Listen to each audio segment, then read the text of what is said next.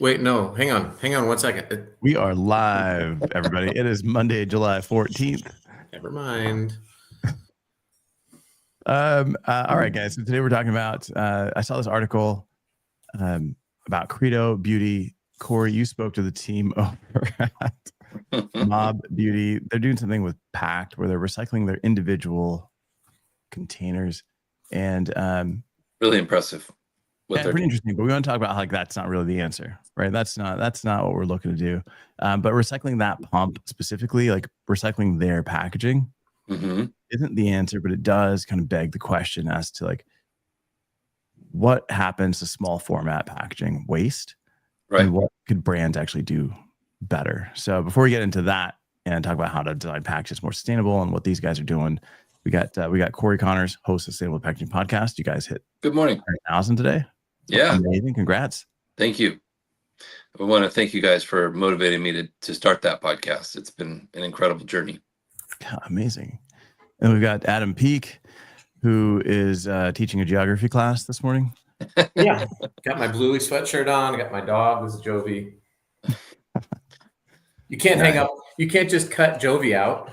No, not at all, man. So, but you're not in the office today, right? Where are you? I'll be there soon.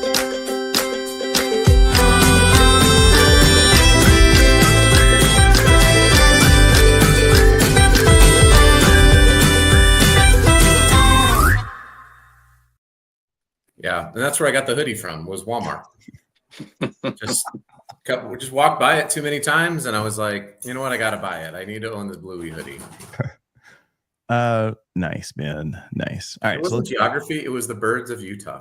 Oh, you got a big map in the background. Oh, my map. Yeah. Yeah. It's a flat map.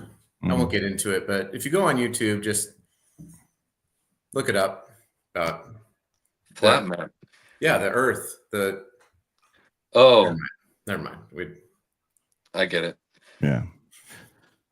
I don't want to alienate people. Oh, so it's not a globe. That's what you're saying. Yeah. Yes. Yeah. Yeah. You know those Utahns. Utahns. Yep. We love our birds. It's like the Utes. The Utes. Yeah. All right, man. So Credo Beauty, and I think that I don't know if they're owned by MOB Beauty or if they're part of MOB Beauty, but Cory, you spoke to that team, right? You spoke to the team over at MOB Beauty, right? Great people, incredible team, very innovative. They were very upset by the fact that their materials weren't getting recycled, so they took action and joined this pact to make it more possible for recycling and reuse. Yeah, I guess Credo and MOB are the two founding companies of Pact, if I'm reading this correctly. Yeah. So that's kind of cool. All right, so I'm going to share my screen here in a second. Of course, it's going to take forever. Coming in from the burbs of Chicago.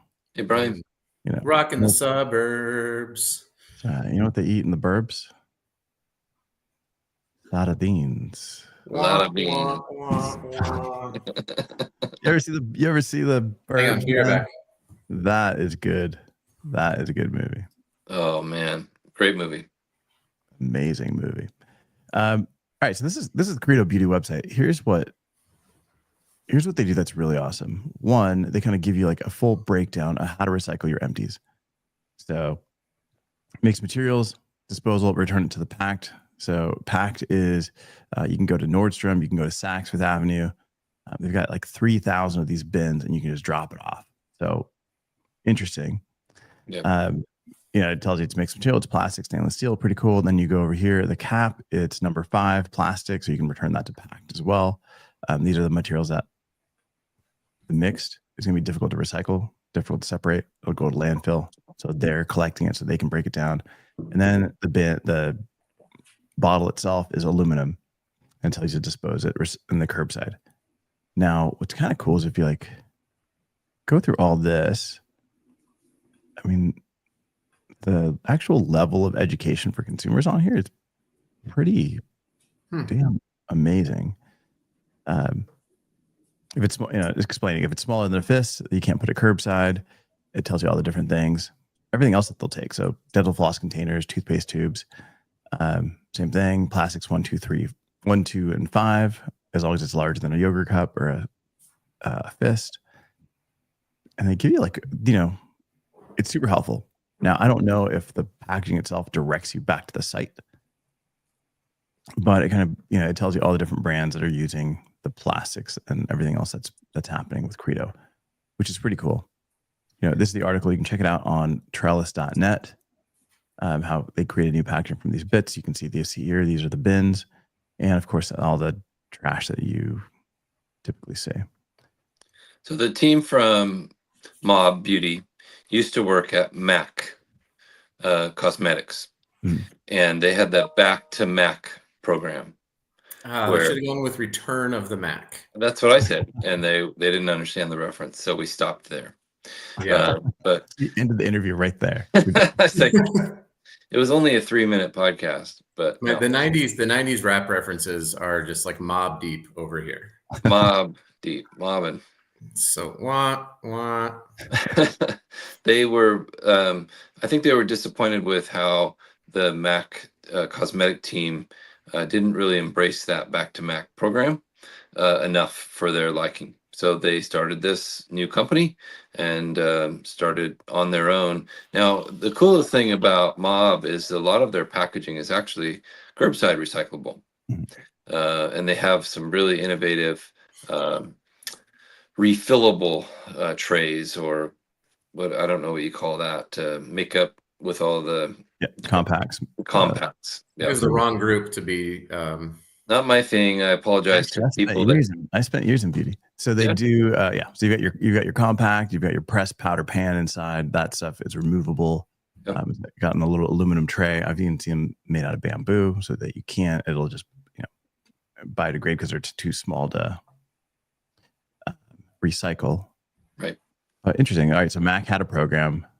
They didn't follow through. So the team from that launched this to really focus on sustainability. Yes, and I did the podcast about it. It was really, really good. I enjoyed it. Now they're taking off. I think their market really appreciates people that are environmentally friendly and worried about the recyclability of their packaging. So doesn't this, the pump, it's being celebrated. It's like progress. We're moving forward. We're doing some great things. This one brand is recycling its own packaging to create new product. But doesn't that, it's good to give a pat on the back, right? They're doing something.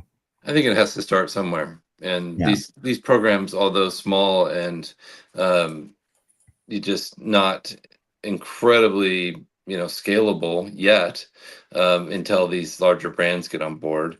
If these were in Walmart in the beauty aisle. But then it becomes like a TerraCycle. And doesn't this kind of tell you that there's a larger systemic problem? Like, are we out of ideas where the brands have to now vertically integrate? Yeah.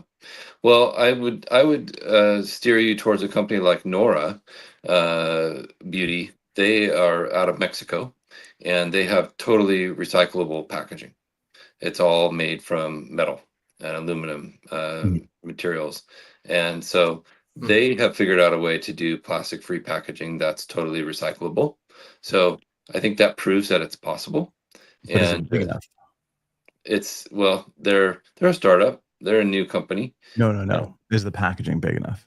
It's metal. So I don't think there's a size limit to metal. When I've seen, actually, in the MRFs I've been to, even small pieces can be grabbed by the magnets and recycled. But just getting to the magnet section, going through the conveyors, right? Like you've got a large conveyor belt that then runs the material through rollers. 100%. Separates as it goes through the rollers, which are the screens. I tried to get them to pack it in corrugated, but it just won't work yet. So we're working on this. There's lots of innovative materials coming through that I think will change the makeup industry in the next few years. Yeah. I don't I don't believe that you can recycle any size of metal because it's kind of the same thing as like the aluminum metal pans Right. for makeup. That stuff, I mean, that stuff will fall through.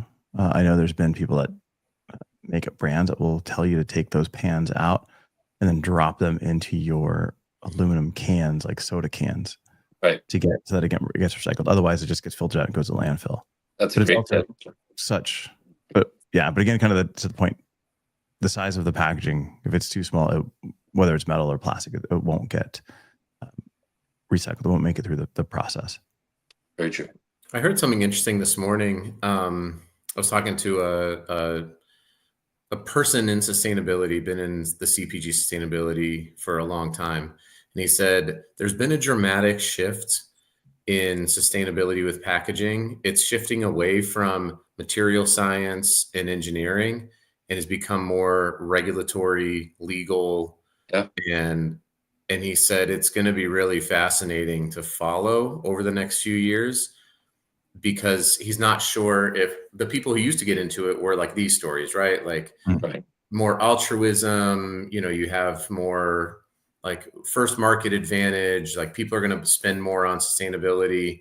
He said, well, now because of EPR, a lot of those people are like, well, there's not, it seems a bit counterintuitive, but there's not much of like a first market advantage right now because of the fact that so much work has to be done on the EPR side. There's such a heavy lift. Like it's like you need attorneys now, whereas you kind of needed them before, but now it's like we have to understand the law and understand the financial implications behind this. And he's like, my whole job has shifted in the last 2 years. And so I'd be curious, like with these types of things, right? If we look at what's happening with what is it, MOB and Credo. It's like, okay, cool. I mean, is that it's like, again, like it's something, but is it, are we going to see less of these somethings and more people who are like, we just have to be compliant with every state, because more states are going to keep coming on board. And I don't think we're going to federalize this anytime soon. No, but what's Matt saying? We'll get back to that in one second. We got Matt saying, when thinking about sustainability, this is a quote that always comes to mind. There are no solutions, only trade-offs. No one's ever going to be perfect. I think there are some unrealistic expectations out there. Yeah, absolutely. Very true. I think what we do a good job though on that point is, I don't think that we really ever say like, this is the perfect solution. Obviously, like we will talk about the good and the bad. Right. The hard part is when like a brand comes out or when someone comes out and they're like, this is it.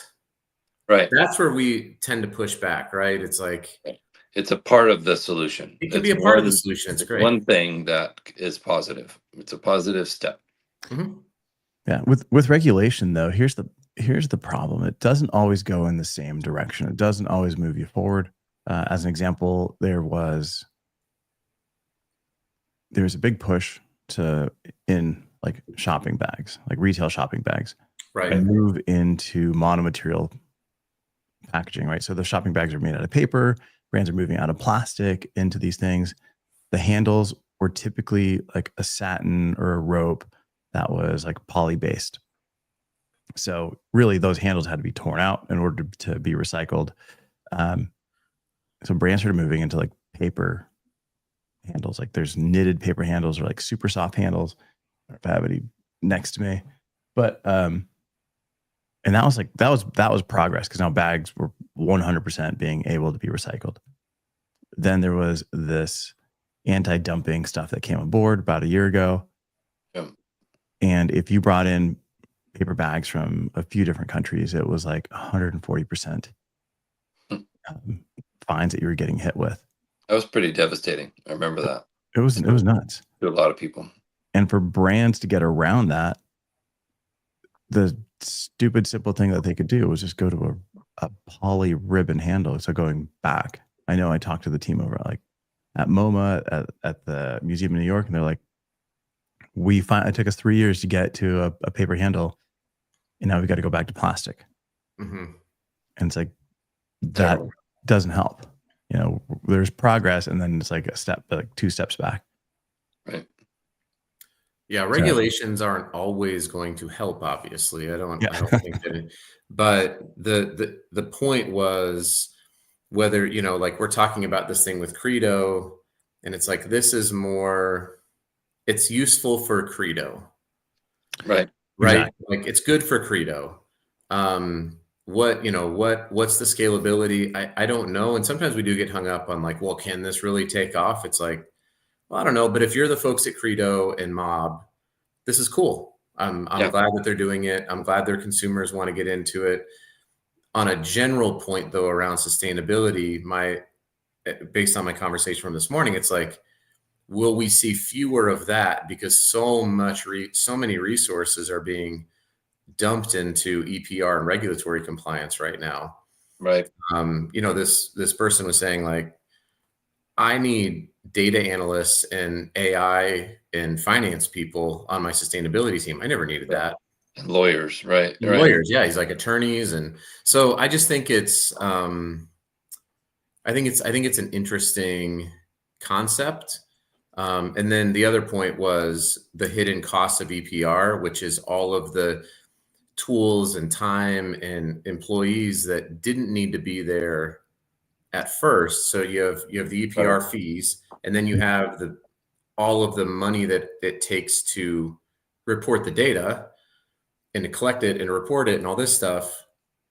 And, you know, it's like, we're going to pay for it. Someone's going to pay for it. Totally. It was interesting. Yeah. So if you're vertically integrated, like MOB Credo, where you're using Pact to process your own stuff, like that makes sense, right? You're controlling your sourcing, your production, your retail. I agree. But does that closed loop exist anywhere else? And it only seems to work in like one specific environment. So brands can't like launch their own.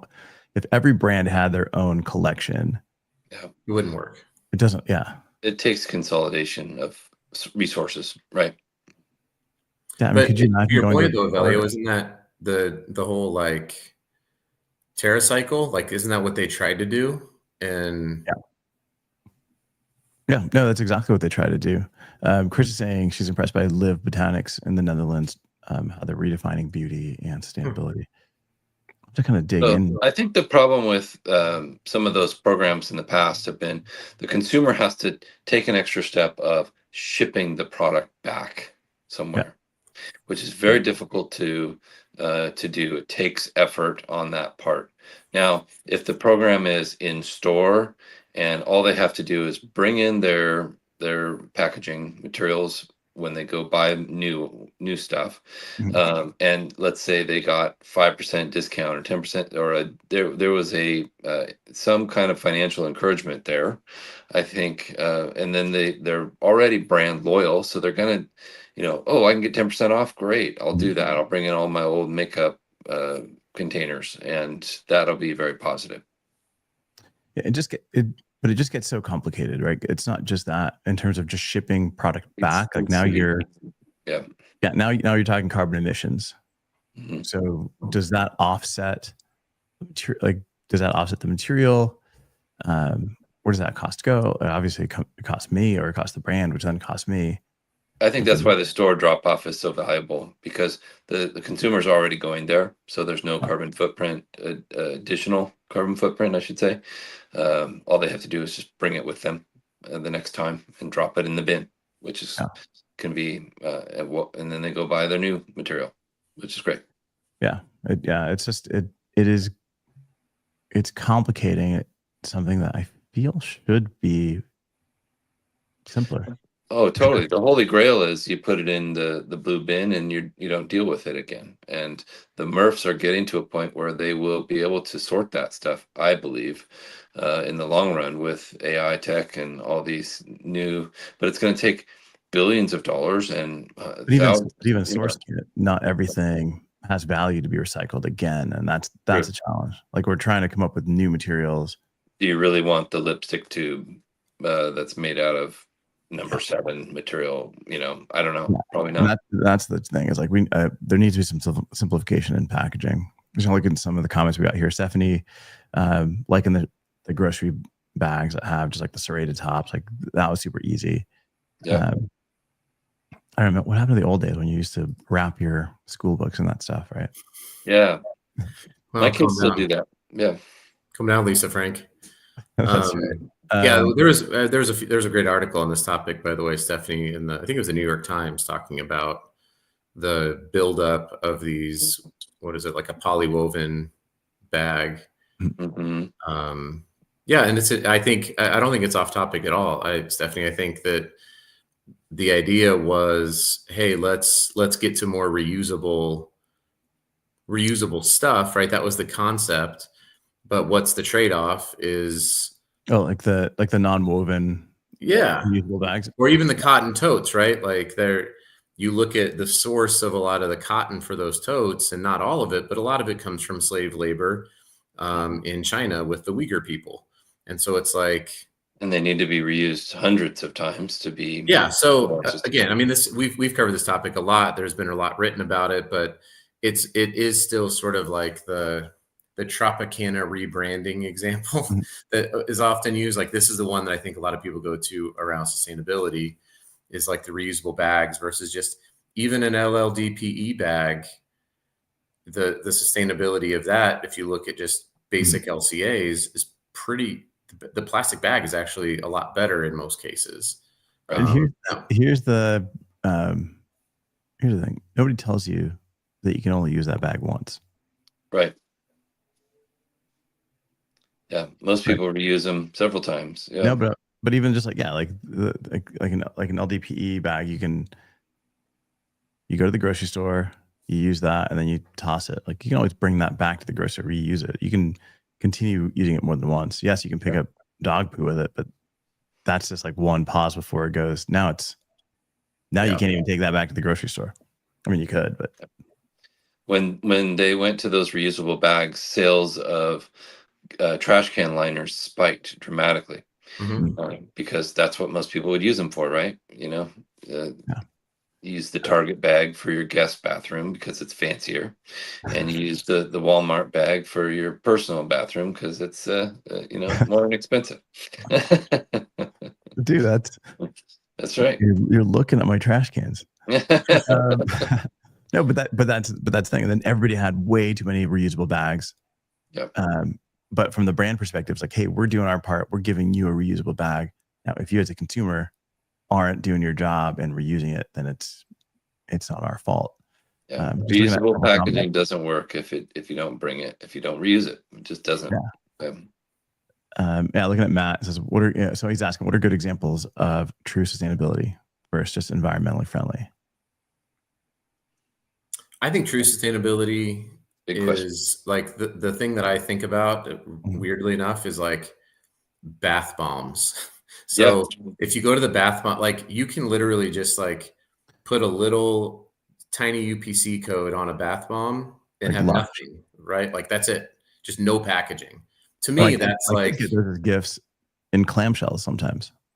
Right. My kids get bath bombs as gifts in clamshells. Right. Sometimes.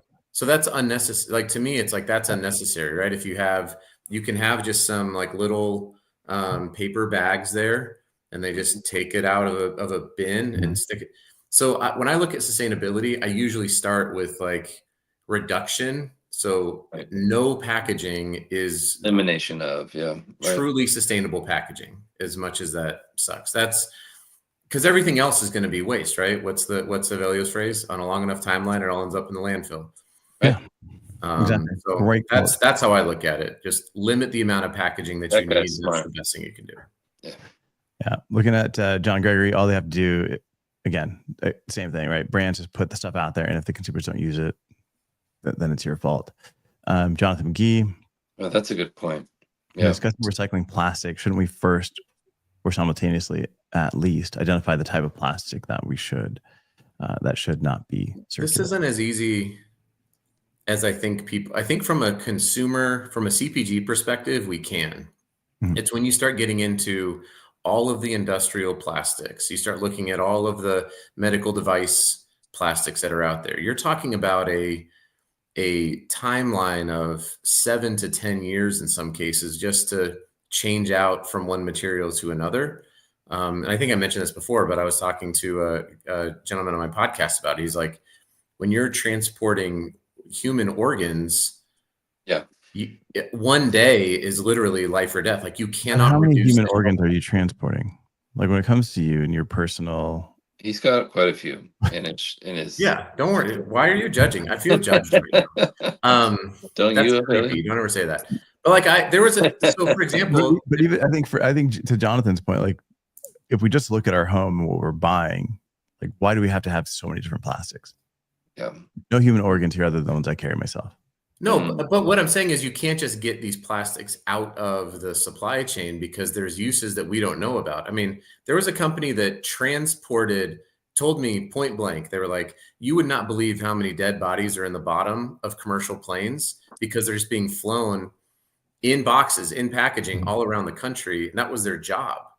And so we don't think about why are we using number 7 and number No, but what I'm trying to say is like we don't think about the fact that like a fully sterilized screw that's going to go into somebody's skull to help like them get healed from a motorcycle accident. Like we don't think about the fact that that might have to have a certain plastic for that exact sterilization process. So, but we're not talking about that. I don't buy those screws. No, but there's billions of these things that are manufactured every year that we don't see. So yes, we could do that. That's what I'm saying. On a CPG side, we can certainly probably get rid of certain types of plastics. Yeah. I think that's where it's going to. Yes. And maybe it'll get there, maybe it won't, right? But it's not as simple as just like, hey, no more EPS foam. Like we're getting rid of EPS foam. And it's like, right. Okay, well, we need 6 years to make sure that transition happens, or else we can't sell meat in your state. Like this is literally what is. This is a real life example of something that happened. How did the butchers do it back in the old days? They didn't have EPS foam. Yeah, and don't worry about it because people died at age 50. Yeah, it's they fine. They just put it in your hands. You just hold out your hands. Yeah, you just had to buy the meat and then hopefully you cooked it in time and it didn't go bad and it's fine. Yeah, I don't know. All right, Jonathan Quinn, what's up, buddy? There's performance requirements associated with the use of each item. Yeah, but there's also a cost, and I think sometimes it's choosing the less expensive one from the brand's perspective in order to hit a certain price point and continue to grow the business. Right? We're all looking for profits. I don't know. Oh, we're kind of over a minute here, but just real quick, if I'm coming to you, Cory. Yes. If I'm a brand coming to you in just a quick line, how are you approaching sustainability? Are you going to sell me the number 7 multi-material, whatever? Possibly. We're going to look at every situation is unique, right? So the answer is almost always that depends. And that's why it's so frustrating because every situation requires its own attention. And we need to be open to ideas, but also realistic that, like Jonathan said, that we need the right material to perform. Sustainable packaging must perform to be considered sustainable, in my opinion. We've talked about this at great length on the show, for sure. Yeah. What about you, Adam? A brand coming to you. I'll go through. I used to say there were the 4 Ps. Now there's a 5th. So does it protect the product? Is it good for the planet, which is highly subjective in most cases? Does it land with your people? So is it on brand? Can you make money? Is it profitable? And the 5th is policy. Is it compliant with the policies? That's the 5th one now that we need to add, right? And so when you walk through all 5 of those with a brand, you realize you can kind of open their eyes to like, this is a lot more complex, right? And we've talked about this a lot. Tom Zaki kind of opened up my eyes to this when he said in his book, The Future of Packaging, the most sustainable packaging is made out of 24 karat gold. That would be the most sustainable. No one's ever going to throw it away. It's going to be there's no waste, right? But it would cost so much. It's a ridiculous example, right? So you can't put deodorant in 24 karat gold because the deposit would be too high. But there is a component of this that's like, it has to make sense. You have to be able to make money. It's not bad for a company to say, like, we want to be profitable. This is where EPR is coming in saying, okay, but we're going to change the dynamics of what is profitability by taxing this versus that. Which is I'm in favor of the dynamics, the interplay between government policy and, corporate capitalism, but it's like, it's not going to go away. To act like it's going to go away, like a company's just going to be like, oh, we're not going to use this plastic, even though we can make an additional $3 million a year, is insane. They're going to do it. Yeah. For the most part, 99% of the time, they're going to do it. And whether or not it's good or bad, it's just going to happen. Yeah. Yep. Absolutely. And if you want to talk, designing packaging for sustainability, then you can always reach out to me and we can kind of go through that stuff. I think you always have to just start design with the end in mind, right? Like just something that's going to be standardized, something that's low impact, and doesn't require any kind of specialty sorting. I think once you get into specialty sorting, that's where things start breaking down. It's already hard enough to get people to do something. Once you ask them to do a little bit more, it gets a little bit more and more challenging. Right. But we're wrapping up here, guys.